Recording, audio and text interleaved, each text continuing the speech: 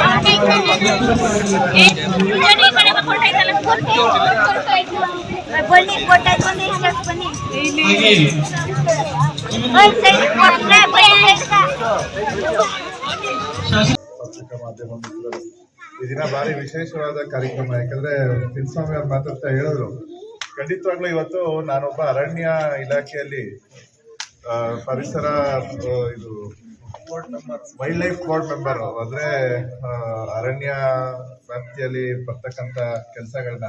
ಯಾಕಂದ್ರೆ ಇವತ್ತು ನಾವು ನೋಡ್ತಿದ್ದೀವಿ, ಅರಣ್ಯ ತುಂಬಾ ನಶಿಸ್ತಿದೆ. ಇವತ್ತು ನಾವು ಅರಣ್ಯನ ಕಾಪಾಡಿದ್ರೆ ನಮಗೆ ಉಸಿರಾಡಲಿಕ್ಕೆ ಒಳ್ಳೆಯ ಗಾಳಿ ಸಿಗೋಂಥ ಒಂದು ಸನ್ನಿವೇಶ ನಿರ್ಮಾಣ ಆಗಿದೆ. ಯಾಕಂದ್ರೆ ಇವತ್ತು ನಾವು ಬೆಂಗಳೂರಲ್ಲಿ ನೋಡ್ತಾ ಇದ್ದೀವಿ, ಬೆಂಗಳೂರಂತ ಸಿಟಿಗಳಲ್ಲಿ ನೀವು ಅನ್ಕೊಂಡಿರ್ಬೋದು ಬರೀ ಹೋಟ್ಲುಗಳು, ಕ್ಲಬ್ಗಳು ಮತ್ತು ಇಂಥವು ಶುರು ಆಗಿದ್ದಾವೆ ಅಂತ. ಆದರೆ ಆಕ್ಸಿಜನ್ ಬಾರ್ಗಳಂತೂ ಕೂಡ ಶುರು ಆಗಿದ್ದಾವೆ. ಅಂದ್ರೆ ಗಾಳಿ ತಗೊಳ್ಳಿಕ್ಕೆ ನಾವು ದುಡ್ಡು ಕೊಟ್ಟು ಒಳಗಡೆ ಕೂತು ಫ್ರೆಶ್ ಏರ್ ಅಂತ ಹೇಳಿ ತಗೊಳ್ಳೋಂಥ ಪರಿಸ್ಥಿತಿ ಬಂದಿದೆ.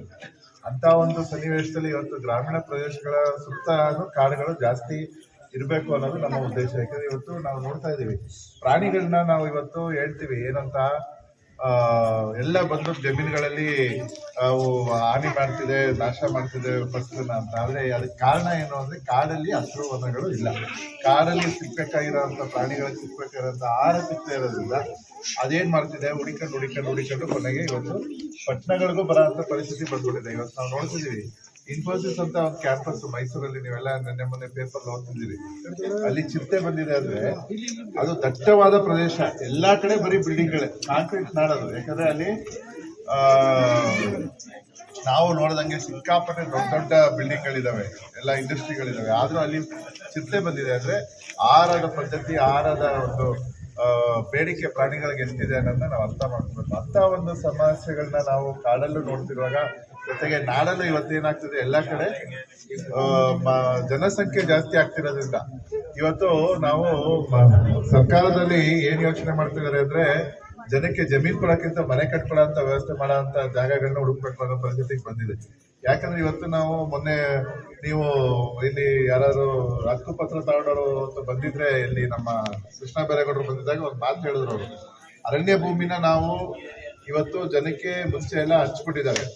ಆದ್ರೆ ಇವತ್ತು ಅದನ್ನ ಅರಣ್ಯ ಇಲಾಖೆಯವರು ನಮ್ದು ಅಂತ ಹೇಳಿ ಮಾರ್ಕ್ ಮಾಡಿದ್ದಾರೆ. ಆದ್ರೆ ಅರಣ್ಯದವ್ರು ಮಾರ್ಕ್ ಮಾಡಿದ್ರು ಕೂಡ ಯಾವುದೇ ತರ ಸಮಸ್ಯೆ ಕೊಡ್ತಿಲ್ಲ ಜನಕ್ಕೆ ವ್ಯವಸಾಯ ಮಾಡಕ್ಕೆ. ಆದ್ರೆ ನಮ್ಮ ಜನಕ್ಕೆ ಏನ್ ಸಮಸ್ಯೆ, ಅದು ಖಾತೆ ಆಗಬೇಕು, ನಮ್ಮಂತೆ ಆದ್ರೆ ಹಿಂದಕ್ಕೆ ನಮಗೆ ಒಂದು ಆಸ್ತಿ ತರ ಉಳ್ಕೊತದೆ ಅನ್ನೋ ಉದ್ದೇಶದಿಂದ ಜನರು ಇವತ್ತು ನಮಗೆ ಸಾಕಷ್ಟು ಅರ್ಜಿಗಳು ದುರಸ್ತಿಪಡಿಸ್ಬಿಡಿ, ಹಕ್ಕುಪತ್ರ ಕೊಡಿಸಿ ಅಂತ ಬರ್ತಾನೆ ಇದ್ದಾರೆ. ಆದ್ರೆ ಕಾಡಿನ ಪ್ರದೇಶನ ನಶಿಸ್ತಿದೆ ಅಂತ ಇನ್ನೊಂದ್ ಕಡೆ ಇದೆ. ನಮ್ಮ ಸರ್ಕಾರಗಳೇ ಅದನ್ನ ಉಳಿಸ್ಬೇಕು ಕಾಡನ್ನ ಅಂದಾಗ ನಾವು ಭೂಮಿನ ರೈತರು ಕೊಡಕ್ಕಾಗಲ್ಲ ಅನ್ನೋದು ಒಂದು ಇರೋಂಥ ಸತ್ಯ.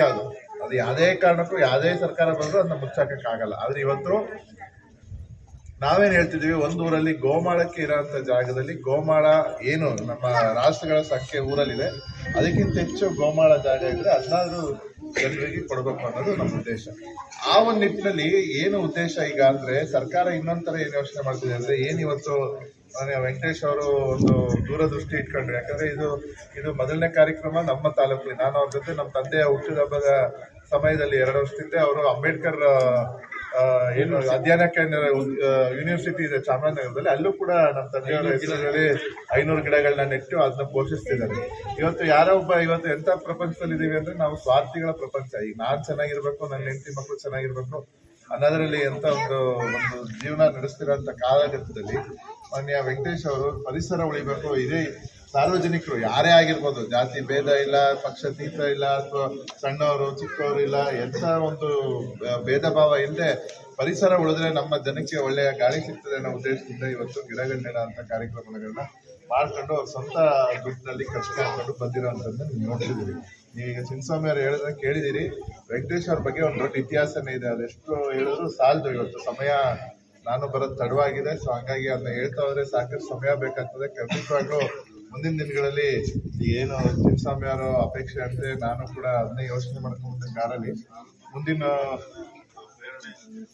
ಮುಂದಿನ ದಿನಗಳಲ್ಲಿ ನಮ್ಮ ಆಳಳಿಯಲ್ಲಿ ಮುಂದಿನ ವರ್ಷ ನಮ್ಮ ತಂದೆಯವರ ಕಾರ್ಯ ಮಾಡುವಾಗ ಈ ಕಾರ್ಯಕ್ರಮನ ಯಶಸ್ವಿಗೊಳಿಸಿದ ನಿಟ್ಟಿನಲ್ಲಿ ಒಂದು ದೊಡ್ಡ ಕಾರ್ಯಕ್ರಮ ಮಾಡಿದಾಗ ಅಲ್ಲಿ ವೆಂಕಟೇಶ್ ಅವ್ರ ಬಗ್ಗೆ ಹೇಳಕ್ ಸಾಕಷ್ಟು ವಿಚಾರಗಳು ಇರ್ತದೆ ಅಂತ ಭಾವಿಸಿದ್ದೀನಿ.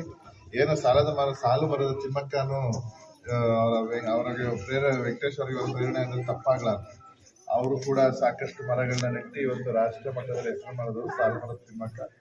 ಆ ತರದ ಒಂದು ಉದ್ದೇಶದಿಂದ ಇವತ್ತು ನಾನು ನಿಮ್ಗೆಲ್ಲ ಮನವಿ ಮಾಡ್ಕೊಳ್ಳೋದು ಏನು ಅಂದ್ರೆ, ಮಾತಾಡ್ತಾ ಚಿನ್ನಸ್ವಾಮಿ ಹೇಳಿದ್ರು ಜಾನುವಾರುಗಳನ್ನ ಈ ಕಡೆ ಬಿಡಕ್ ಹೋಗ್ಲಿ ಅಂದ್ರೆ ಸ್ಕೂಲ್ ಕಾಂಪೌಂಡ್ ಒಳಗೆ ಯಾಕಂದ್ರೆ ಗಿಡಗಳನ್ನ ಇಡೋಂಥದ್ದು ದೊಡ್ಡ ಒಂದು ಸಮಸ್ಯೆನೇ ಇವತ್ತು. ಯಾಕಂದ್ರೆ ನಾವು ಕಾಡವ್ರು ಹೇಳ್ತಾರೆ, ನಮ್ಮ ಅರಣ್ಯ ಇಲಾಖೆ ಹೇಳ್ತಾರೆ ನಾವು ಈ ವರ್ಷ 5 ಲಕ್ಷ ಗಿಡಗಳು ನೆಡ್ತೀವಿ ಅಂತ. ಆ 5 ಲಕ್ಷ ಗಿಡಗಳು ನೆಡಕ್ಕೆ ಅವ್ರಿಗೆ ಸ್ಥಳದ ಅವಕಾಶಗಳು ಕಮ್ಮಿ ಇದಾವೆ. ಸೊ ಹಂಗಾಗಿ ನೆಡೋಂಥ ಗಿಡ ಎಷ್ಟೇ ನೆಡ್ಲಿ, 1 ಆಗ್ಲಿ 2 ಆಗ್ಲಿ, ಅದನ್ನ ಬೆಳೆಸಿ ಪೋಷಿಸಿ ಅದಕ್ಕೆ ನೀರು ಸಮಯಕ್ಕೆ ತಕ್ಕಂಥ ನೀರು ಗೊಬ್ಬರಗಳನ್ನ ಹಾಕೋ ಮುಖಾಂತರ ಅದನ್ನ ನಾವೆಲ್ಲ ಕಾಪಾಡಿದ್ರೆ ಮುಂದಿನ ದಿನಗಳಲ್ಲಿ ನಮ್ಗೆ ಹೆಚ್ಚಿನ ರೀತಿಯಲ್ಲಿ ಅನುಕೂಲ ಆಗ್ತದೆ. ಈ ಒಂದು ವಿಶೇಷ ಕಾರ್ಯಕ್ರಮದಲ್ಲಿ ನಮ್ಮ ತಂದೆಯವರ ಜ್ಞಾಪಕಾರ್ಥವಾಗಿ ಇಡೀ ತಾಲೂಕನ್ನಾದ್ಯಂತ ಮಾಡಕ್ಕೆ ಅವರು ಆಸೆಯನ್ನ ಇಟ್ಟಿದ್ರು. ನಾನು ಅದಕ್ಕೆ ಖಂಡಿತವಾಗ್ಲೂ ಬೆಂಬಲಿಸ್ತೀನಿ. ಇದು ಒಳ್ಳೆ ಕಾರ್ಯಕ್ರಮ. ಗಿಡ ನೆಡೋ ಮುಖಾಂತರ ಸಾರ್ವಜನಿಕರಿಗೆ ಅನುಕೂಲ ಆಗಬೇಕು. ಏನು ಮಾದೇವ ಪ್ರಸಾದ್ ಅವರ ದೂರದೃಷ್ಟಿ ಇತ್ತು ಅದೇ ರೀತಿಯಲ್ಲಿ ಖಂಡಿತವಾಗ್ಲೂ ಮಾಡೋ ಅಂತ ಕೆಲಸ ಮಾಡ್ತೀವಿ. ಅದಕ್ಕೆ ಏನು ಅವ್ರಿಗೆ ಆರ್ಥಿಕವಾಗಿ ಅಂತ ಎಷ್ಟೇ ಖರ್ಚಾಗ್ತದೆ ಅದನ್ನೆಲ್ಲ ನಾವು ನಮ್ಮ ಟ್ರಸ್ಟಿಂದ ಬರ್ಸೋಂಥ ಕೆಲಸ ಮಾಡ್ತೀವಿ ಅಂತ ಹೇಳ್ತಾ ಯಶಸ್ಸಿಗೆ ನೀವೆಲ್ಲ ಕೈ ಜೋಡಿಸ್ಬೇಕು. ಯಾಕಂದ್ರೆ ಇವತ್ತು ಗಿಡ ನೆಡ ಅಂತ ಕೆಲಸ ಸಾರ್ವಜನಿಕರಿಗಾಗಿ, ಯಾವುದೋ ಒಬ್ರಿಗೋ ಅಥವಾ ಇಬ್ರಿಗೋ ಅಲ್ಲ. ಹಂಗಾಗಿ ಇದನ್ನ ಇವತ್ತು ಶಾಲಾ ಕಾಂಪೌಂಡ್ ಒಳಗೆ ನೆಟ್ಟಿದ್ದಾರೆ. ಅದಕ್ಕೆ ನೀವೆಲ್ಲ ಬೆಂಬಲಿಸ್ತಾ ಇವತ್ತೇನು ತಿರುಗಿನಲ್ಲಿನ ಆಯ್ಕೆ ಮಾಡಿರೋದು ಭಾರಿ ಖುಷಿ ಕೊಡುವಂಥ ವಿಚಾರ.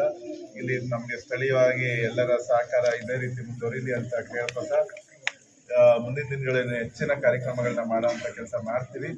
ಜೊತೆಗೆ ಏನು ಇವತ್ತು ನಾನು ಆಗ್ಲೇ ಹೇಳ್ದಂಗೆ ಕಾಡನ್ನ ಉಳಿಸ್ಬೇಕು, ನಾಡನ್ನ ಬೆಳೆಸ್ಬೇಕು ಅಂತ ಪರಿಸ್ಥಿತಿ ನಾವು ರಾಜಕೀಯದವರು ಸರ್ಕಾರದವ್ರು ಇದ್ದೀವಿ. ಯಾಕಂದ್ರೆ ಈಗ ನಾವು ಜನರನ್ನ ರಕ್ಷಣೆ ಮಾಡೋಂಥ ನಮ್ಮ ಕೆಲಸ. ಯಾಕಂದ್ರೆ ನಮ್ಮ ಕರ್ತವ್ಯ ಏನೋ, ನಮ್ಗೆ ಆಯ್ಕೆ ಮಾಡಿರೋದೇನೋ, ನಾವು ಜನರನ್ನ ರಕ್ಷಣೆ